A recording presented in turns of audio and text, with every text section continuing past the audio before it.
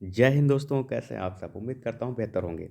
दोस्तों, आप सभी का आपके अपने यूट्यूब चैनल पर स्वागत है। दोस्तों, आज की क्लास को हम लोग बहुत ही अच्छे तरीके से आगे बढ़ाने वाले हैं। आज की क्लास में हम लोग भारत की सीमाओं के बारे में जानकारी प्राप्त करेंगे और बहुत से नए बिंदुओं पर भी चर्चा करने वाले हैं। इसलिए आप सभी से उम्मीद करते हैं कि आप लोग इस वीडियो को ज़्यादा से ज़्यादा शेयर करेंगे और जो लोग नए हैं वह इसे अवश्य ही सब्सक्राइब कर लेंगे। दोस्तों, इस वीडियो में अंत तक अवश्य बने रहें। चलिए आज की क्लास को हम लोग प्रारंभ करते हैं। दोस्तों, हम लोग बात करें भारत की सीमाओं के बारे में, तो भारत की सीमाओं के बारे में हम लोग आज की क्लास को प्रारंभ करते हैं। भारत हिंद महासागर और हिमालय पर्वत के मध्य में स्थित है। भारत के उत्तर दिशा में हिमालय पर्वत और दक्षिण दिशा में अगर देखें तो हिंद महासागर देखने को मिलता है। दोस्तों, अगर हम लोग बात करें भारत का उत्तरी बिंदु, अगर उत्तरी बिंदु की बात करें तो यह लद्दाख, ध्यान दीजिएगा, यह लद्दाख यूनियन टेरिटरी में 37 डिग्री 6 मिनट उत्तरी अक्षांश पर इंदिरा कॉल है। ध्यान दीजिएगा, इंदिरा कॉल है। इंदिरा कॉल है। भारत का सबसे उत्तरतम बिंदु इंदिरा कॉल है। अगर हम लोग नेक्स्ट पॉइंट की बात करें, भारत के मुख्य भूमि, ध्यान दीजिएगा, बहुत ही महत्वपूर्ण पॉइंट लिखा है, मुख्य भूमि का दक्षिणतम बिंदु 8 डिग्री 4 मिनट, ध्यान दीजिए, 8 डिग्री 4 मिनट उत्तरी अक्षांश पर स्थित है। कौन सा बिंदु है? कन्याकुमारी या केप कमोरिन अंतरीप। भारत का मुख्य भूमिका, ध्यान दीजिए, हम लोग फोकस कर रहे हैं मुख्य भूमिका। अगर पूछा जाए मुख्य भूमिका दक्षिणतम बिंदु तो इसे हम लोग बोलेंगे कन्याकुमारी या केप कमोरिन अंतरीप। कहाँ स्थित है? तमिलनाडु, तमिलनाडु। अगर हम लोग बात करें नेक्स्ट पॉइंट की, भारत का दक्षिणतम बिंदु, ध्यान दीजिए, यहाँ पर मुख्य भूमि जैसा कोई शब्द नहीं लगा हुआ है। दक्षिणतम बिंदु की अगर हम लोग बात करें तो Indira point, Indira point, Indira point कहाँ है ये? Great Nicobar, great Nicobar. और अगर इसके अक्षांश की बात करें तो 6 डिग्री 45 मिनट उत्तरी अक्षांश पर स्थित है। नेक्स्ट पॉइंट की अगर हम लोग बात करें, इंदिरा पॉइंट को अन्य किन किन नामों से जानते हैं तो दोस्तों, पिगमेलियन पॉइंट के नाम से जानते हैं और इसे पार्सन पॉइंट के नाम से भी जानते हैं। अगर हम लोग नेक्स्ट बात करें देश का पश्चिमी बिंदु, तो पश्चिमी बिंदु कौन सा है? गौरा मोता या गुहार मोती के नाम से हम लोग जानते हैं। अगर हम लोग इसके देशांतर की बात करें तो 68 डिग्री 7 मिनट पूर्वी देशांतर पर स्थित है। और जबकि भारत के सबसे पूर्वोत्तरतम बिंदु की अगर हम लोग बात करें तो किबिथु, किबिथु, यह किस राज्य में स्थित है? तो यह अरुणाचल प्रदेश में स्थित है, अरुणाचल प्रदेश में स्थित है। अगर हम लोग इसके देशांतर की बात करें तो 97 डिग्री 25 मिनट पूर्वी देशांतर पर स्थित है। दोस्तों, उम्मीद करते हैं कि इतनी बात आप सभी को समझ आई होगी। और अगर हम लोग नेक्स्ट देखने की कोशिश करें तो दोस्तों, इन्हीं बातों को हम लोग एक बार मैप पर समझने की कोशिश करते हैं। चलिए स्टार्ट करते हैं। देखिए दोस्तों, ये भारत का सबसे उत्तरतम बिंदु आप सभी देख रहे हैं, लद्दाख राज्य में स्थित है, सियाचिन के पास। इंदिरा कॉल, इंदिरा कॉल दिखेगा। और अगर मुख्य भूमि की हम लोग बात करें तो कन्याकुमारी, जो कि मुख्य भूमि का सबसे दक्षिणतम बिंदु होता है। कौन सा बिंदु होता है? कन्याकुमारी, ठीक है, तमिलनाडु राज्य में स्थित है। और अगर हम लोग बात करें सबसे पूर्वी बिंदु की तो किबथू देखने को मिलेगा अरुणाचल प्रदेश में। और अगर हम लोग पश्चिमी बिंदु की बात करें तो गुहार मोती गुजरात राज्य में स्थित है। हम लोगों ने इसके देशांतर और अक्षांशों के बारे में भी बात किया है। अगर हम लोग बात करें भारत के सबसे दक्षिणतम बिंदु की तो यह दिखेगा इंदिरा पॉइंट, जिसे हम लोग पिगमेलियन पॉइंट अथवा पार्सन पॉइंट के नाम से भी जानते हैं। और इसके अगर अक्षांश की बात करें तो 6 डिग्री 6 डिग्री 45 मिनट उत्तरी अक्षांश हो जाता है। अगर हम लोग अब नेक्स्ट पॉइंट की तरफ चलें तो दोस्तों हम लोग बात करते हैं अब स्थलीय सीमा के बारे में। भारत की स्थलीय सीमाएं किन किन देशों से लगती हैं और कितनी हैं, चलिए बात करते हैं। बहुत ही इंटरेस्टिंग क्लास होने वाली है। भारत की स्थलीय सीमाओं की लंबाई 15,200 किलोमीटर 15,200 किलोमीटर और एग्जैक्ट अगर हम लोग देखने की कोशिश करें 15,106.7 किलोमीटर 115 सॉरी 15,106 किलोमीटर 15,106.7 किलोमीटर देखने को मिलता है। चलिए दोनों सही हैं अपनी जगह पर। अगर हम लोग बात करें भारत के उत्तर में, ध्यान दीजिए, भारत के उत्तर में पाकिस्तान और अफगानिस्तान दो देश स्थित हैं। भारत के उत्तर पश्चिम नॉर्थ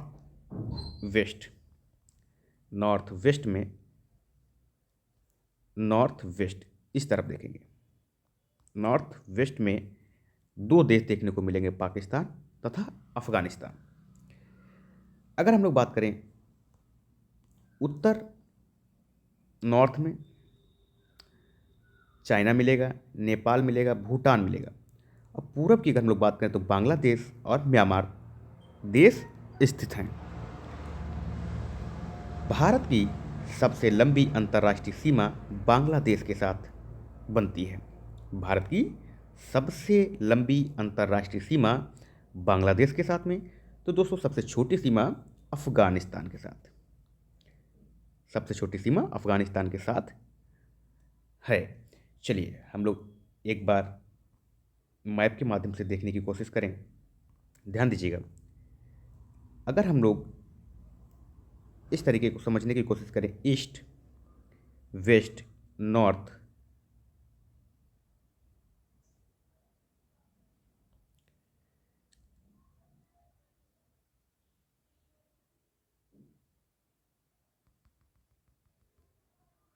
चलिए दोस्तों हम लोग देखें पाकिस्तान कहाँ स्थित है। पाकिस्तान इस तरफ स्थित है, पाकिस्तान और अफगानिस्तान। और हम लोग देखें चाइना मिल जाएगा, नेपाल, भूटान। और अगर इस तरफ हम लोग बात करें तो बांग्लादेश और म्यांमार, जिसे हम लोग बर्मा के नाम से जानते थे पहले, प्राचीन काल में इसका नाम बर्मा हुआ करता था। चलिए हम लोगों ने मैप पर देख लिया, अब हम लोग आगे अपनी क्लास को आगे बढ़ाते हैं। दोस्तों बहुत ही महत्वपूर्ण बिंदु अब सामने हैं। भारत बांग्लादेश सीमा, भारत बांग्लादेश सीमा, भारत के पड़ोसी देशों में भारत बांग्लादेश की सीमा सर्वाधिक लंबी 4,096.7 किलोमीटर है। सबसे अधिक सीमा बांग्लादेश के साथ में भारत की बनती है।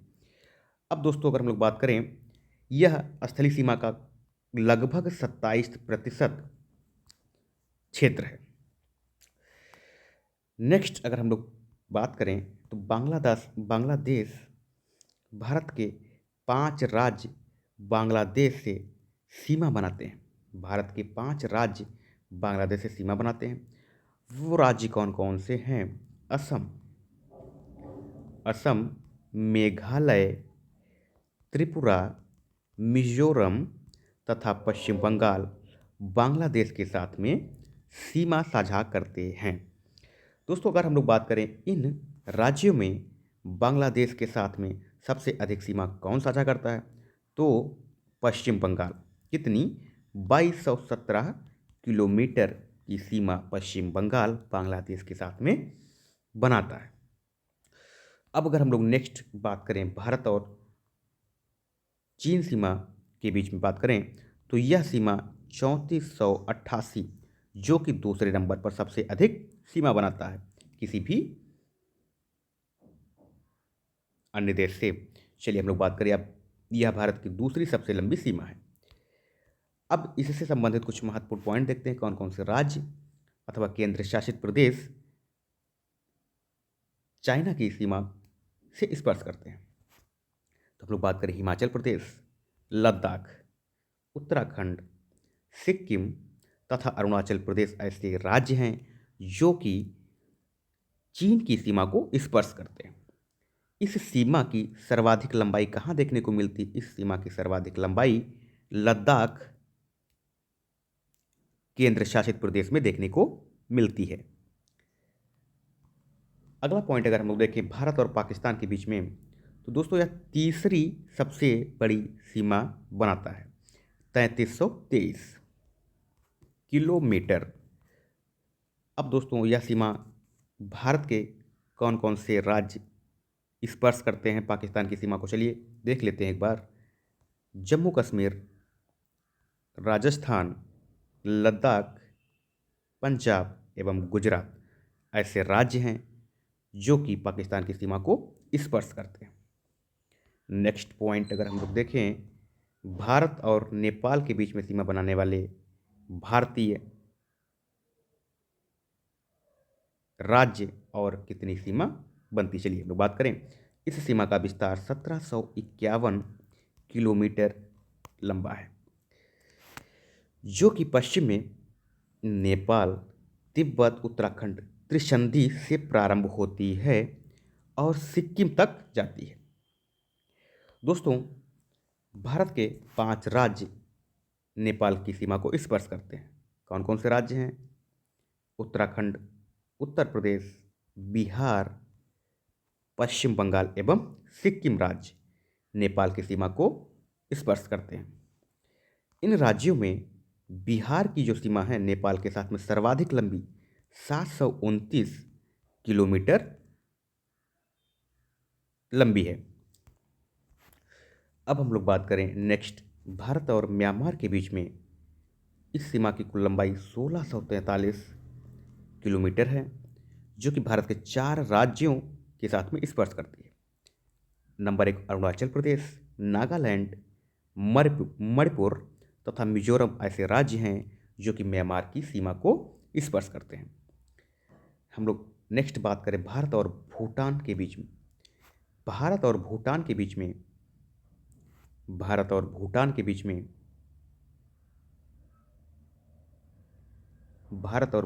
बीच में 699 किलोमीटर की सीमा स्पर्श करता है। यह सीमा भारत के 4 राज्य कौन कौन से?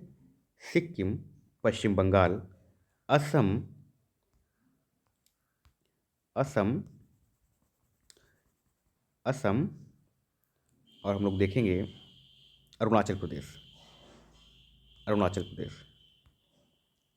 दोस्तों एक भारत और अफगानिस्तान के बीच में भी हम लोग देख लेते हैं, बहुत ही महत्वपूर्ण है। भारत और अफगानिस्तान,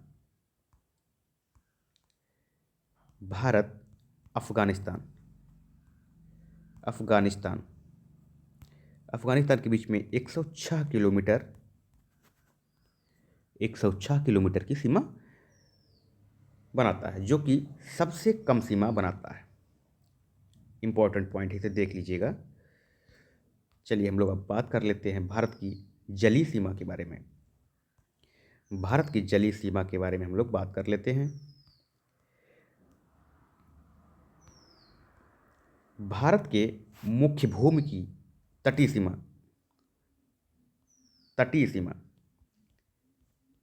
ध्यान दीजिएगा। भारत के मुख्य भूमि की तटीय सीमा 6100 किलोमीटर है। भारत के मुख्य भूमि की तटीय सीमा 6100 किलोमीटर है। 6100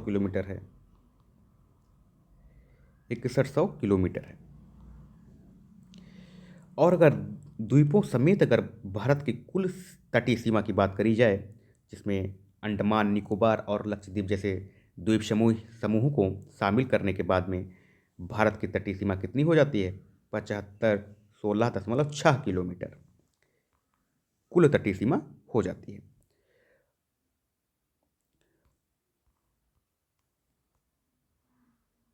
मुख्य भूमि की तटीय सीमा को कुल 66 जिले एवं 9 राज्य स्पर्श करते हैं। इसके अतिरिक्त 4 केंद्र शासित प्रदेश एवं उनके 4 जिले तटीय सीमा को स्पर्श करते हैं। दोस्तों अगर हम लोग बात करें सर्वाधिक तटीय लंबाई वाला राज्य गुजरात, राज्यों में अगर हम लोग बात करें तो गुजरात राज्य की सबसे अधिक तटीय सीमा कितनी, 1214.7 किलोमीटर है। अगर हम लोग बात करें सबसे ज़्यादा केंद्र शासित प्रदेशों में, तो अंडमान निकोबार द्वीप समूह जो कि भारत में सर्वाधिक तटीय सीमा बनाता है, कितनी, ध्यान दीजिए, 1962। अंडमान निकोबार द्वीप समूह बनाता है। चलिए दोस्तों हम लोग देख लेते हैं कौन कौन से राज्य हैं जो कि भारत के साथ तटीय सीमा बनाते हैं। गुजरात, गुजरात, महाराष्ट्र, ये गोवा, फिर कर्नाटक और फिर केरल। ध्यान दीजिएगा, 1 2 3 4, तमिलनाडु 5 6 7 8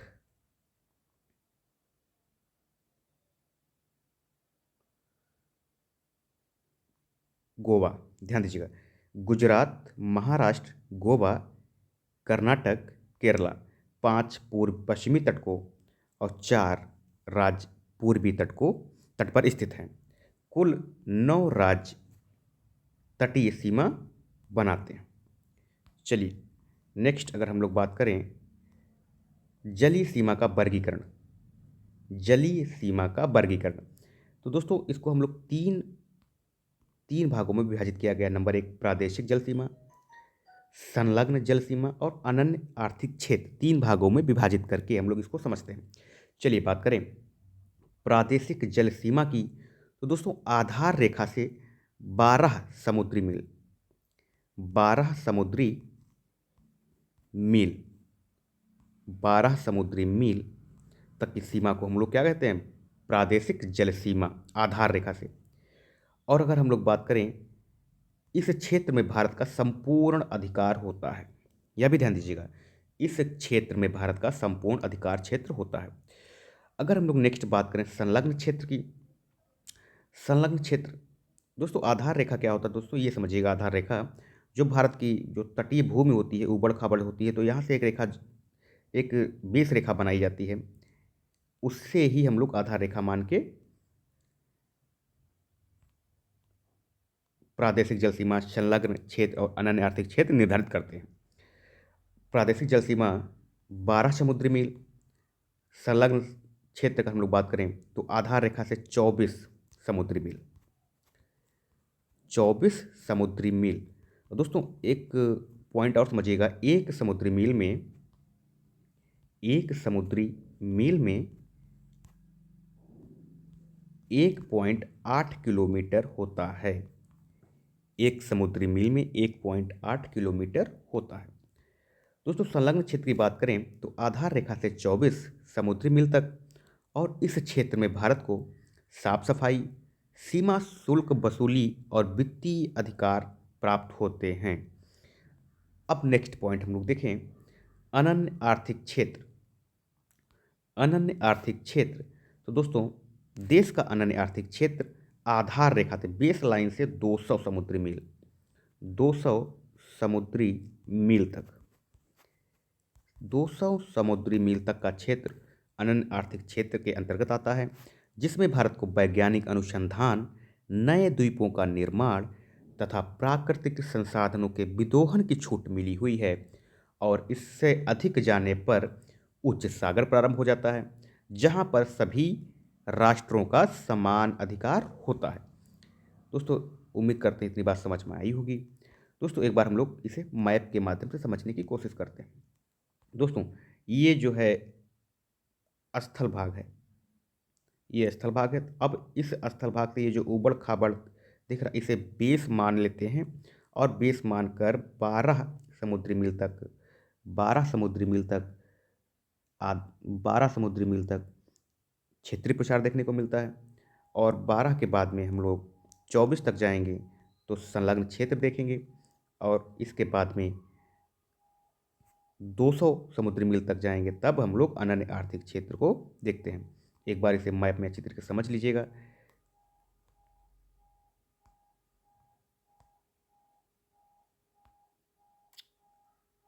बेस लाइन, ये जो क्षेत्र होता है इस क्षेत्र को हम लोग आंतरिक जल कहते हैं। ध्यान दीजिएगा, यह जो क्षेत्र होता है इसमें जो जल होता है इसे आंतरिक जल कहा जाता है।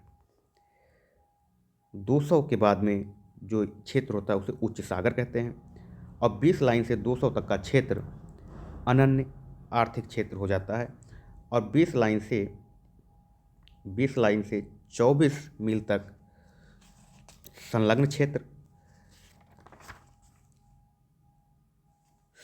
क्षेत्र और 20 लाइन से 12 समुद्री मील तक प्रादेशिक जल सीमा होती है।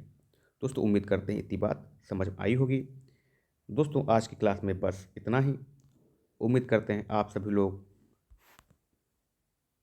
अंत तक वीडियो अवश्य देखेंगे और जो चीज़ें नहीं होंगी उसे आप समझने का प्रयास करेंगे। चलिए दोस्तों आज की क्लास में बस इतना ही। जय हिंद, जय भारत।